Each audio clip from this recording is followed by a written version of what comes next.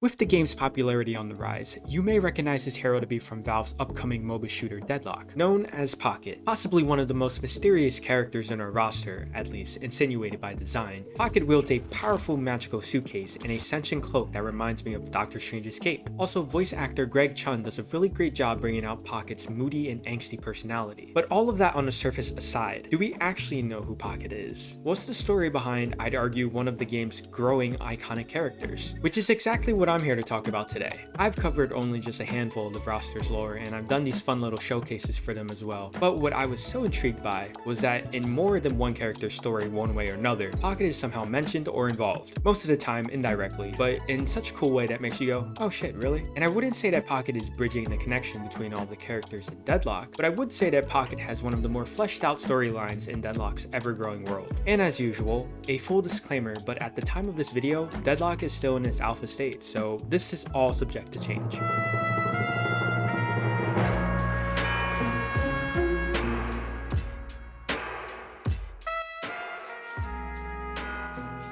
Before we talk about Pocket, we should start with all of the parties involved prior.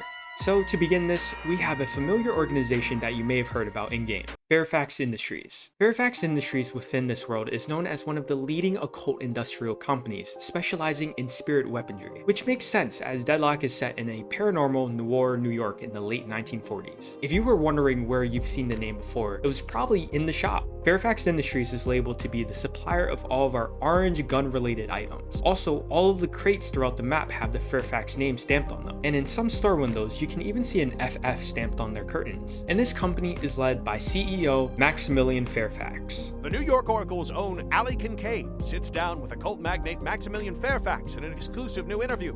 Read his thoughts on family, the Ixian War, and the future of the supernatural in our world. The Oracle calls him a magnate, or a very wealthy and influential business person, and that he is, because this man and his company is no joke. The Supreme Court is poised to rule on the Fairfax Fair Tax Bill next session. Will our 50th state remain in the Union, or will Fairfax Industries successfully regain its sovereignty over the island of Cadenza?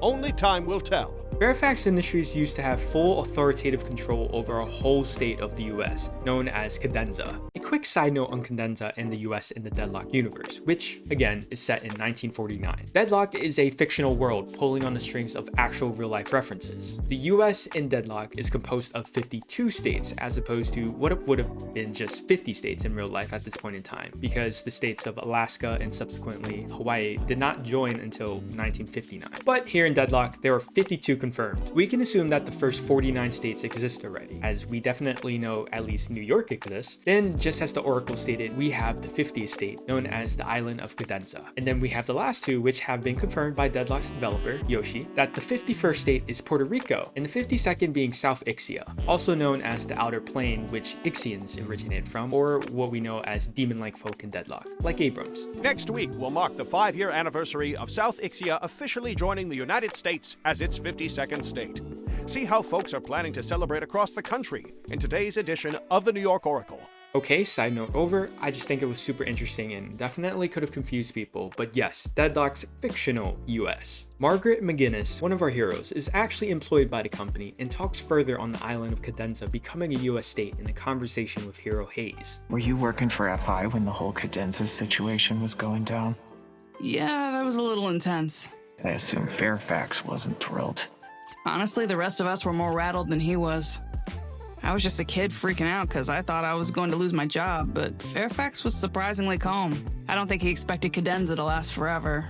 He just wanted to make the most out of an opportunity before legislation caught up. Plus, the guy gets to say he created one of the United States. When you're someone who cares about legacy as much as he does, that's probably more valuable than money. Exactly. We can assume that Maximillian Fairfax was extremely proud of his and his company's influence in controlling an entire island before and after the US government claimed it as a state. And there are several different branches within the organization itself, such as the ETS, the Eldritch Tactical Solutions, which acts as Fairfax's private military. But on the more behind-the-scenes side of things in the company, just as her mechanical prowess and turrets show in-game, McGinnis is a genius inventor that was brought into the company and eventually became the head engineer of Fairfax Industries' military R&D, the research and development team, where she develops occult war machines. If you thought that she was a menace to deal with alongside her turrets, then you wouldn't be the only one who thought that, because a handful of characters also oppose her work. Your creations are responsible for the deaths of millions, McGinnis. You're a monster. You're just a bad person. Your mind is the engine that drives the occult war machine. Within a decade, your inventions will claim millions of lives if they haven't already. However awful the truth of that seems, for McGinnis, it seems hard to hear when she's getting paid more than plentiful for her genius. Do I love working for Fairfax Industries? No. Does it pay a small fortune? Yes. How do I sleep at night?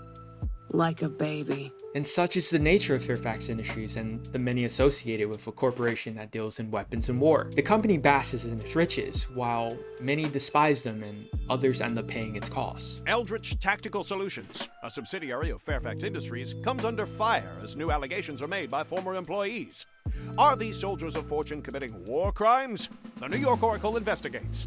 Now, if your perception of Fairfax Industries and their CEO was starting to sour, well, it may not get any better in a moment. You see, Maximillian Fairfax has children, and with that, potential heirs to his enterprise. Aaron Fairfax is the eldest heir to Fairfax Industries. And being the heir to such a powerful company and family practically made Aaron almost corporate American royalty, which makes for an extremely desirable bachelor. Mina, a rich, smart, and young elite, would be ecstatic that her wealthy parents had set her up with a way to transcend their upper class life to something even more, because her parents had sealed her an arranged engagement to none other than Aaron Fairfax, and furthermore granting Mina a one-way trip to entering Fairfax Industries from the outside and becoming one of the most powerful elites of New York City in time. But we'll come back to Mina in a bit. With Aaron being the eldest heir, it makes sense that Aaron would be poised to eventually take over the company in the future. At least, that would have been the case, but Maximillian had other plans in mind. Maximillian ordered the assassination of his eldest child, and he hired a skilled assassin to pull it off in secrecy. And we happen to know exactly who he hired, because the assassin is a hero in our roster, Calico. My, what a lovely group of miscreants we have. Calico, a former member of the Baxter Society, left the Monster Hunters because she valued a career in something more lucrative. Slaying monsters just didn't pay as well as being a gun for hire, which is exactly the type of contract killing that Maximillian Fairfax set her up with. Maximillian Fairfax hired a hit on his heir, Aaron Fairfax, on their 18th birthday, with Calico at the trigger. And that would have been the end of the eldest heir, or at least what we would have thought, because Aaron Fairfax, who had been left for dead,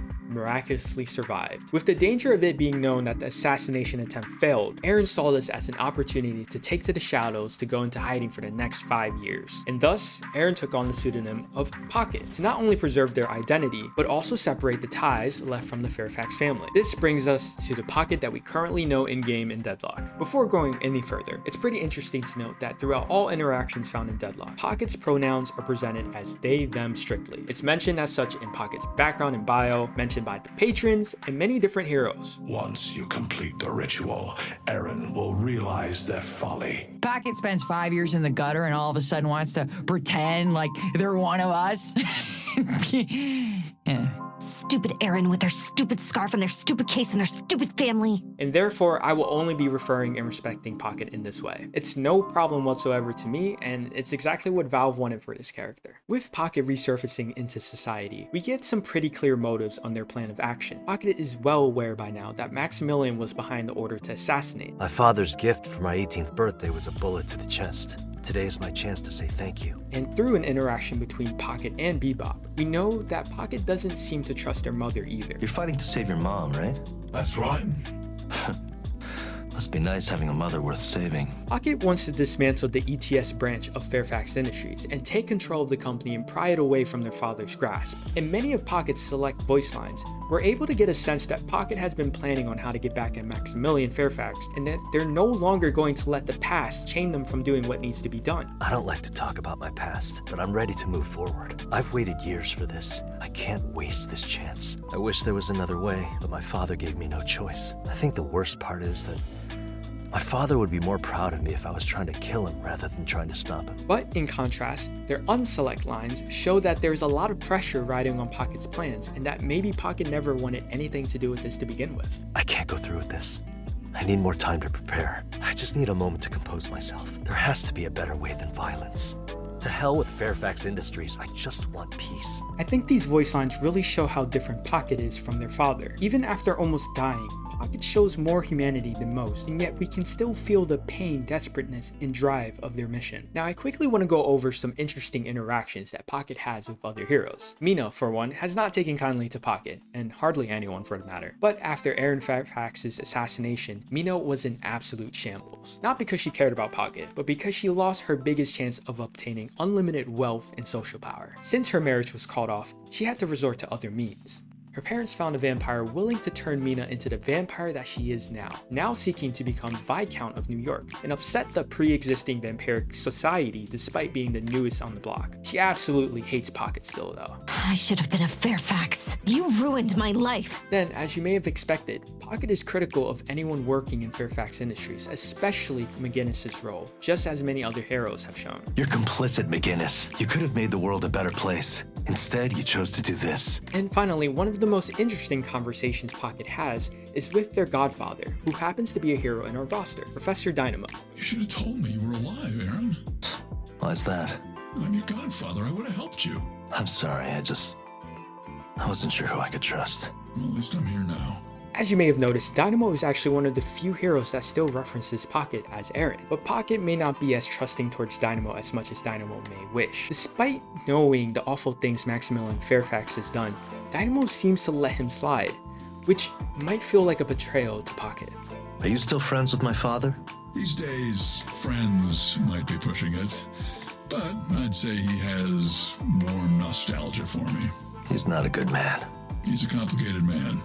There's a difference. Not to me. As with the state of the game, many things are still unanswered, and that goes for many aspects of Pocket. I would love to eventually learn more about why Maximillian wants to eliminate Aaron, and how does Pocket intend on getting back at their father and retaking the company for themselves. Also, what is the deal with Pocket's mysterious magical suitcase and their affinity for frogs? On the map, we can see a statue for what is assumed to be the original founder of Fairfax Industries, Walter Fairfax. And at the foot of the statue, we can see that a handful of frogs are climbing up him. So what is the amphibious connection between Pocket and their presumed ancestor? But these are all super exciting things, hopefully to be answered maybe in another in-game visual novel like Valve has done for Lady Geist. So many different ways that Pocket's existence has created rifts in the Deadlock universe, and I really can't wait to see how it all eventually connects.